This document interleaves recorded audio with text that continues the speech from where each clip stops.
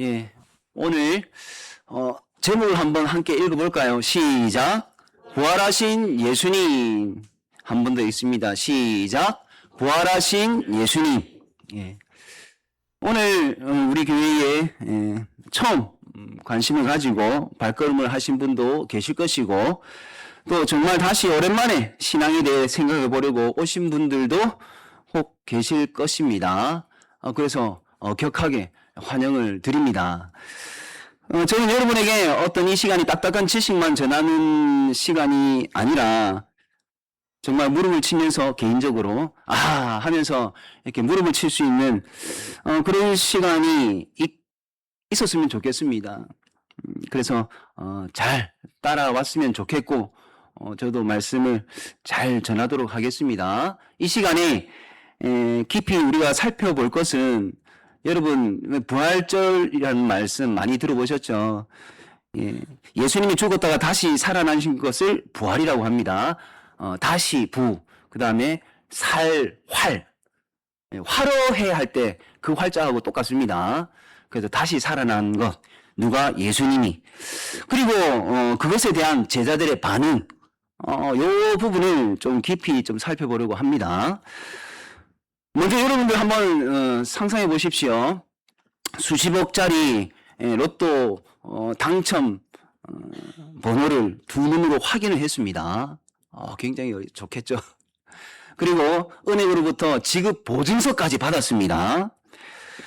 이제 내 인생이 이제 완전히 바뀐 거 맞죠? 사실 맞습니다. 당연히 당장 뭐 사표 내고, 그죠? 그런데 다음날 여지없이 오전 6시 알람 소리에 깨가지고 편의점 알바를 갑니다. 스캔 바코드 찍는 이 스캔 업무를 최저시급에 근무를 하는 거죠. 자, 사실은 좀 문제가 있는 것 같습니다. 현실적인 부분을 말씀을 드리는 거예요. 근데 오늘 우리가 확인해 볼 문제가 사실은 같은 맥락입니다. 충격적인 부활을 직접 눈으로 보고도 오늘 본문에 보니까 제자들이 삶이 바로 변하지를 않습니다. 그래서 왜 제자들의 삶이 곧바로 변하지 않을까? 이 미스테리를 파헤치면서 진짜 신앙의 출발점이 무엇인지 알아보고 싶습니다. 이 모순적인 반응, 예수님이 죽었다가 살아났는데 그것을 본 제자들의 이 반응을 이해하려면 일단 제자들이 무덤에서 정확히 무엇을 보았는지 현장 검증부터 해야 됩니다. 여러분, 지난 1세기, 과거의 1세기에 이스라엘의 어떤 장례 문화를 보면요, 우리하고 좀 차이가 있습니다. 우리는 어떻습니까? 땅을 파가지고요, 깊이 파서 관을 묻는 방식이죠. 그러나 과거의 이스라엘은 그렇지 않습니다. 바위산이 많아가지고 동굴이나 자연동굴 혹은 임의로 그 바위를 굴을 팝니다. 굴을 파가지고 거기다가 시신을 모시는 거거든요. 그게 과거 이스라엘의 어떤 장례 문화입니다. 그리고 그 입구를 거대한 돌을 이제 굴려서 막아 놓습니다. 그래서 문 역할을 하는 이 돌만 치우면 내부를 훤히 들여다 볼 수 있는 이런 구조거든요. 그래서 오늘 본문에 그런 구조가 이제 드러나는 겁니다. 안식 후 첫날, 이제 이 안식 후 첫날이 일요일입니다. 지금으로 따지면 일요일이에요. 오늘이 일요일이지 않습니까? 막달라 마리아라는 여자가 예수님 무덤 입구를 막고 있던 돌이 굴려져 있는 것을 보고 큰일 났다. 예수님 시신 누가 훔쳐간 거 아니냐. 그래가지고 처음에 이 목격을 시신 도난 사건처럼 이제 생각을 한 거죠. 그래서 베드로와 요한에게 달려갑니다. 달려가가지고 알리니까 이 두 사람이 또 무덤으로 막 뛰어온 거예요. 오늘 본문의 핵심입니다.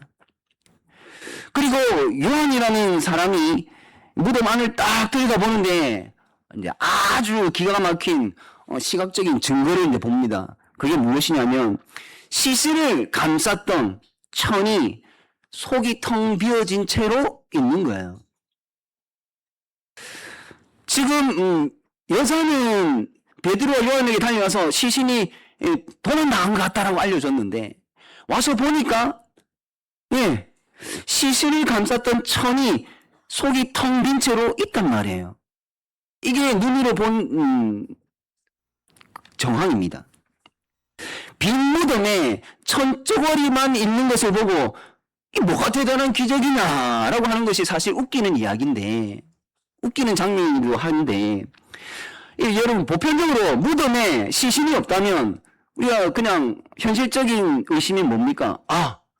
도굴꾼이 누가 가지고 훔쳐갔는갑다. 뭐 요 정도 아니겠습니까? 그 당시에 굉장히 유명했던 인물의 시신이니까.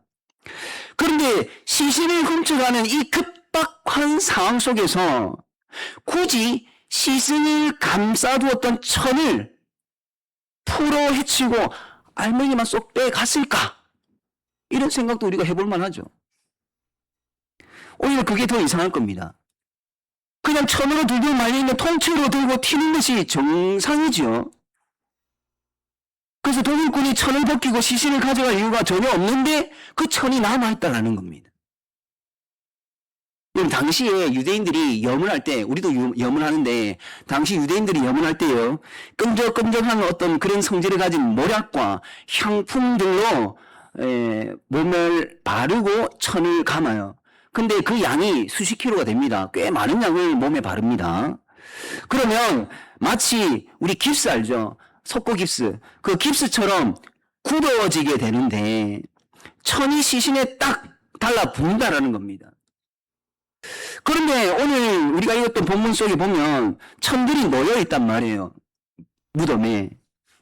그래서 이 현장을 보면 단순히 도난 사건으로 보기는 어렵다는 겁니다. 왜냐하면 억지로 천을 찢고 시신을 꺼내갈 수 있는 구조가 아니기 때문이죠.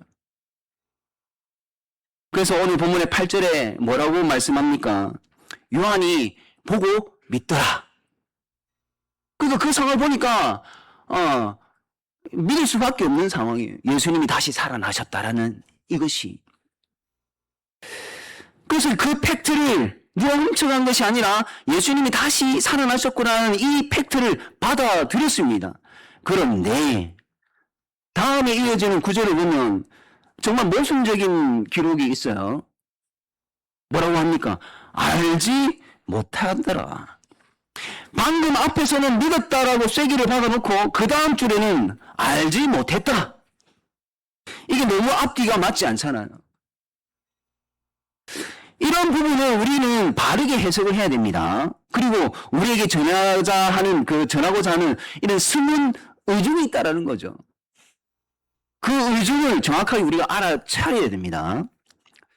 제자들은 빈 허물 같은 이 천들을 보고 예수님이 살아나셨다라는 어떤 생물학적인 사실은 인지를 했습니다.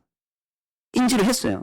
하지만 그 부활이 역사 속에서 또 자신들의 어떤 삶에서 도대체 어떤 의미를 가지는지, 그리고 진짜 목적은 전혀 깨닫지 못했다라는 겁니다. 무덤 앞에서 얼떨떨해서 그렇다라고 칩시다. 그런데 오늘 우리가 본문으로는 읽지 않았지만 19절 이하를 보시면 한번 화면을 이렇게 한번 관찰해 보십시오.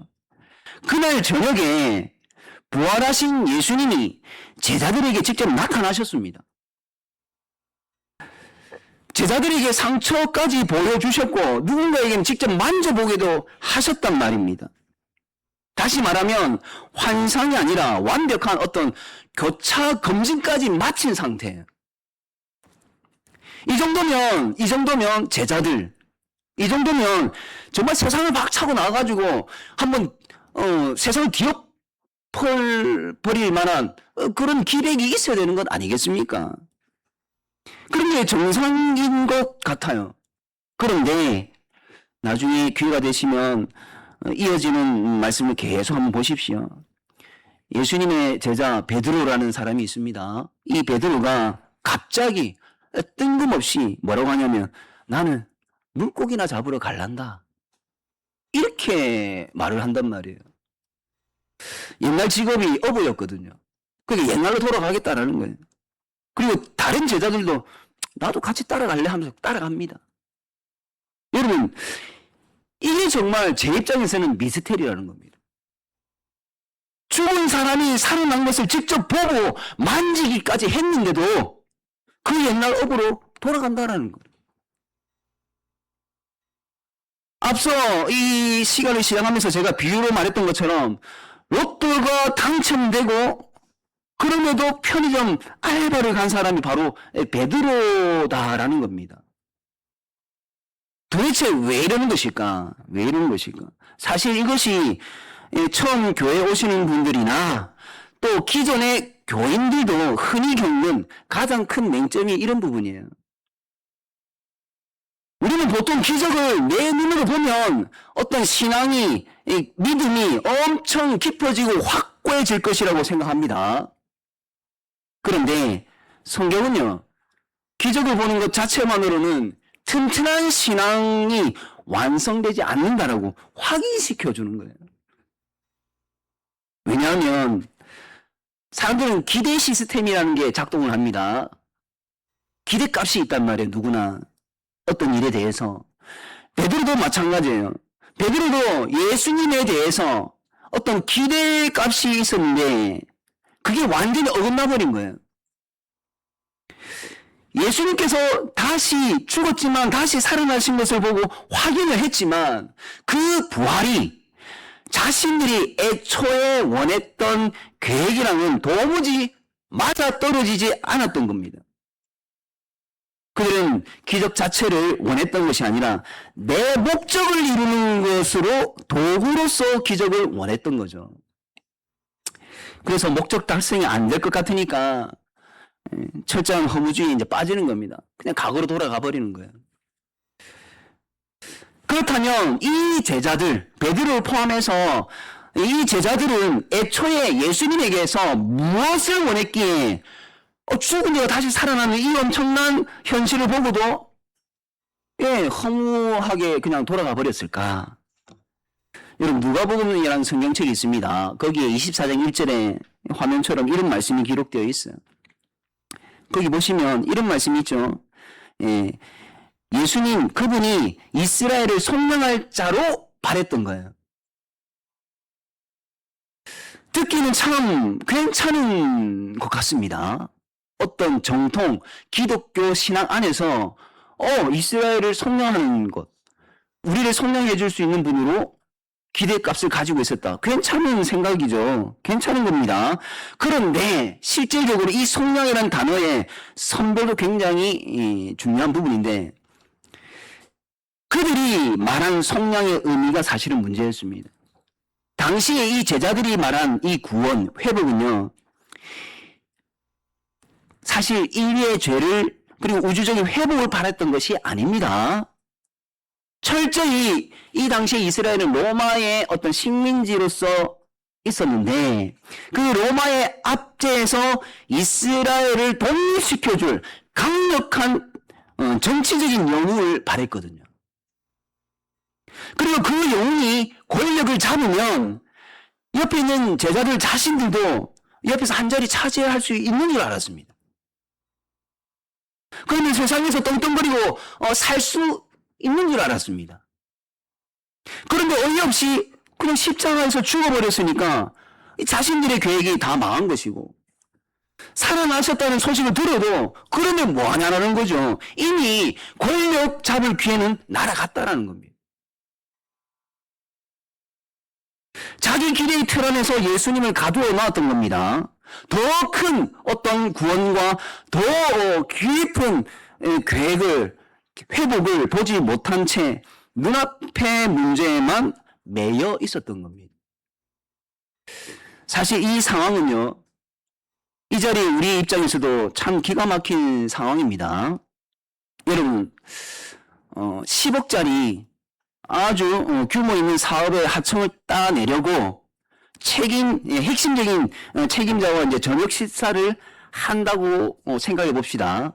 지금 여러분이 그런 입장에 있어요. 그런데 밥 먹기 전에 어떤 분위기 좀 맞춘다고 1,100원짜리 고스톱을 친다고 그냥 가정을 해봅시다. 1,100원 고스톱. 자, 그런데 거기서 핵심 책임자를 이기겠다고 속으로 아버지 하나님 쓰리고를 할 수 있는 패를 주십시오 라고 이렇게 간절히 기도를 한다. 사실 이게 얼마나 어리석은 짓입니까? 오히려 10만 원을 잃어주고 기분 좋게 10억짜리 계약서에 도장을 받아내야 하는 자리지 않습니까? 그죠?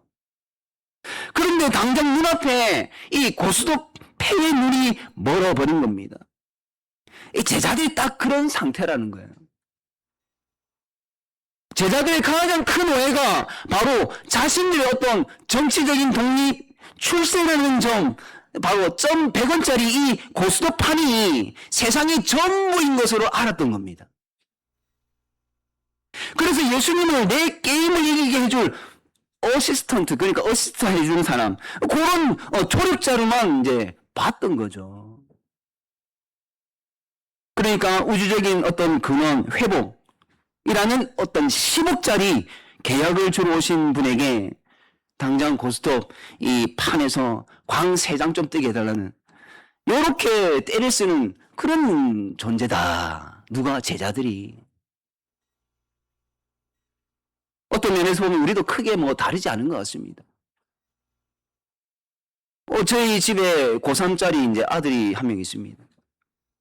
아버지 하나님, 우리 아들 좋은 대학 가게 해주세요. 오늘 초청주의지 않습니까? 아버지 하나님, 이번 초청주의 대박나게 해주세요. 이런 내 작은 계획을 이루어 달라는 것에만 머물러 있단 말이에요.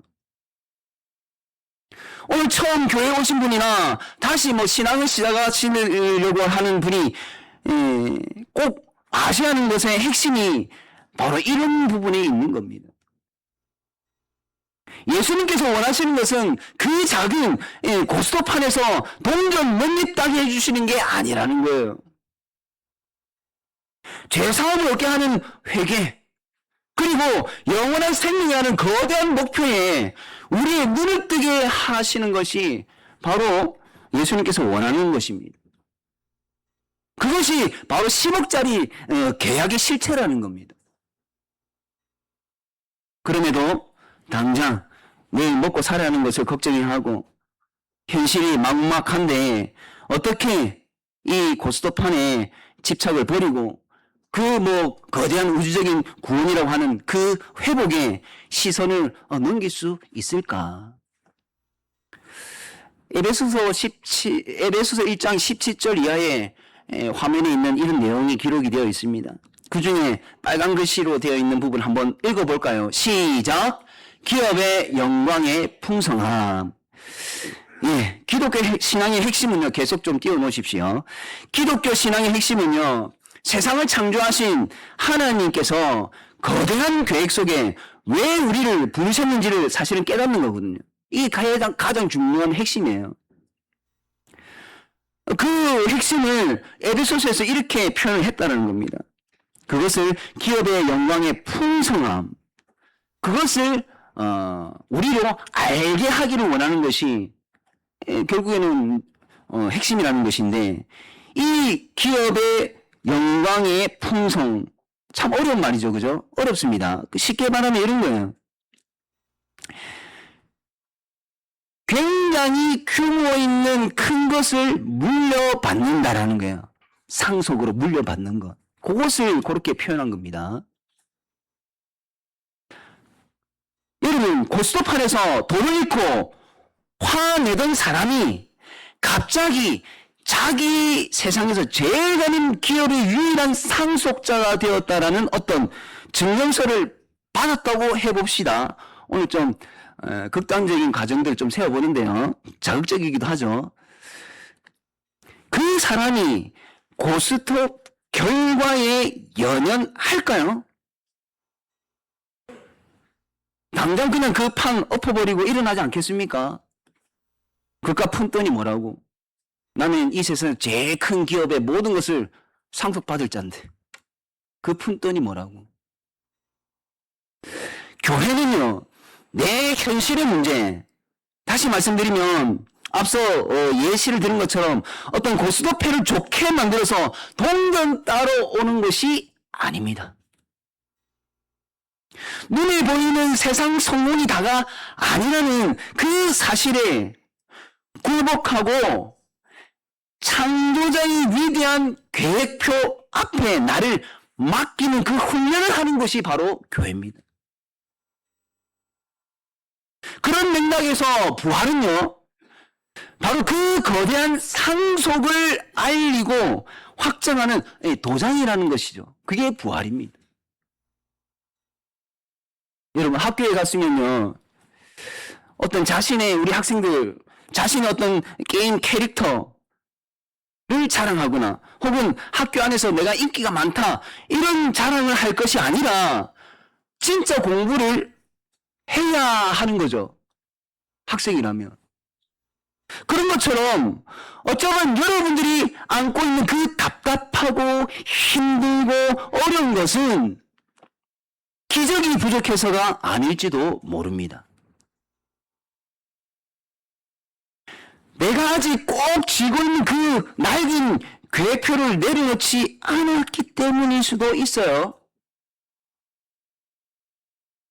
기적을 쫓는 신앙에서 진리에 반응하는 신앙으로 그 내면의 운영체제가 좀 완전히 바뀔 필요성이 있습니다. 여러분, 예수님을 감싸고 있던 천이 그 남긴 완벽한 증거부터 놀라운 기적을 보고, 죽은 사람이 살아난 이 놀라운 기적을 보고도 물고기를 잡으러 돌아갔던 제자들의 이 미스테리한 반응에서 마침내 내 계획의 조력자에서 우주적 구원의 주관자로 예수님을, 거대한 어떤 회복의 주인인 예수님을 다시 발견하는 그 여정까지를 지금 제가 계속 말씀을 드렸습니다. 여러분, 그래서 이 시간을 마무리하면서 한 가지 질문을 던지는데 스스로에게 한번 질문을 던져 보십시오. 지금 당장 하나님의 응답이 없어서 답답하고 화가 났던 것이 혹시 영원한 생명이라는 이 거대한 복 앞에서는 그저 내가 이기고 싶었던 100원짜리 고스톱 게임에 올인하고 있어서가 아니었을까라는 이런 스스로의 질문을 던져보시란 말입니다.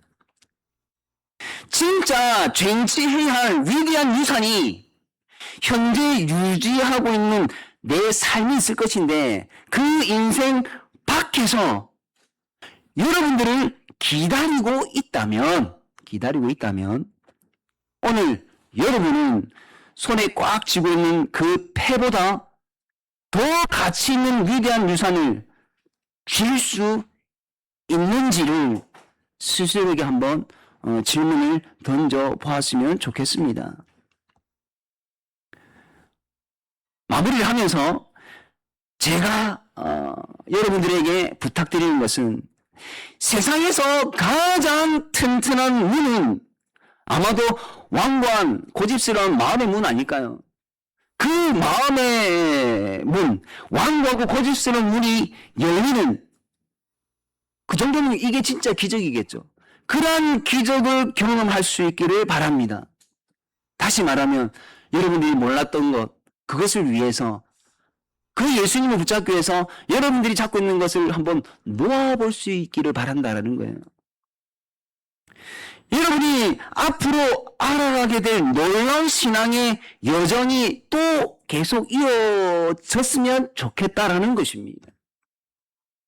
그리고 저는 목사로서 그리고 우리의 기존 우리 교회 모든 성도님들 그리고 여러분들을 초청한 우리 성도님들은 여러분들의 그 여정이 계속 이어지기를 주님의 이름으로 계속 응원하겠습니다. 그 응원에 부합하는 여러분이 되기를 간절히 바랍니다.